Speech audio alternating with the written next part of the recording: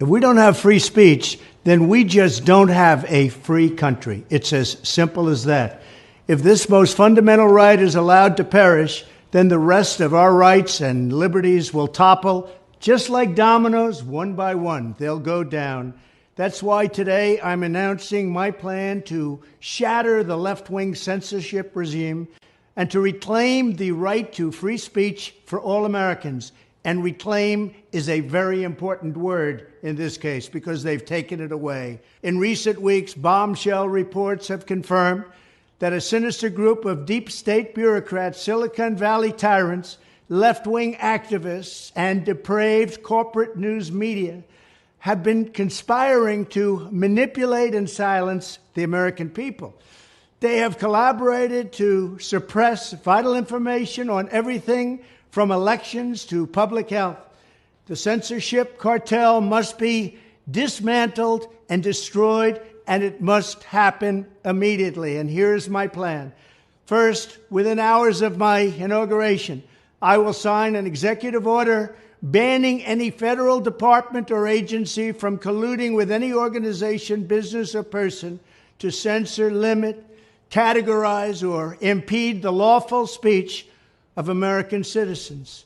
I will then ban federal money from being used to label domestic speech as mis- or disinformation.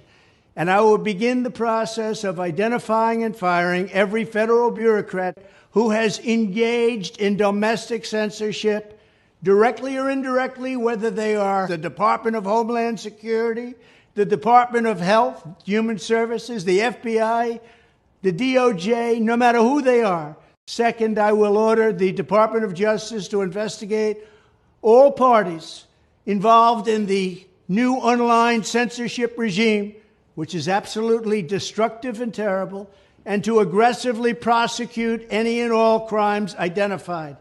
These include possible violations of federal civil rights law, campaign finance laws, federal election law, securities law, and antitrust laws, the Hatch Act, and a host of other potential criminal, civil, regulatory, and constitutional offenses.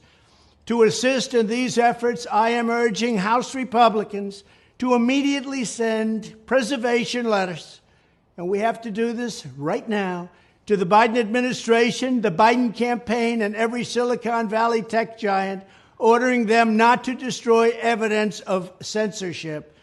Third, upon my inauguration as president, I will ask Congress to send a bill to my desk revising Section 230 to get big online platforms out of censorship business. From now on, digital platforms should only qualify for immunity protection under Section 230 if they meet high standards of neutrality, transparency, fairness, and non-discrimination. We should require these platforms to increase their efforts to take down unlawful content such as child exploitation and promoting terrorism, while dramatically curtailing their power to arbitrarily restrict lawful speech. Fourth, we need to break up the entire toxic censorship industry that has arisen under the false guise of tackling so-called mis- and disinformation. The federal government should immediately stop funding all nonprofits and academic programs that support this authoritarian project. If any U.S. university is discovered to have engaged in censorship activities or election interferences in the past, such as flagging social media content for removal of blacklisting, those universities should lose federal research dollars and federal student loan support for a period of 5 years and maybe more. We should also enact new laws laying out clear criminal penalties for federal bureaucrats who partner with private entities to do an end run around the Constitution and deprive Americans of their First, Fourth, and Fifth Amendment rights. In other words, deprive them of their vote. And once you lose those elections, and once you lose your borders like we have, you no longer have a country. Furthermore, to confront the problems of major platforms being infiltrated by legions of former deep staters and intelligence officials, there should be a 7-year cooling-off period before any employee of the FBI, CIA, NSA, DNI, DHS, or DOD is allowed to take a job at a company possessing vast quantities of U.S. user data. Fifth, the time has finally come for Congress to pass a digital Bill of Rights. This should include a right to digital due process. In other words, government officials should need a court order to take down online content, not send information requests such as the FBI was sending to Twitter.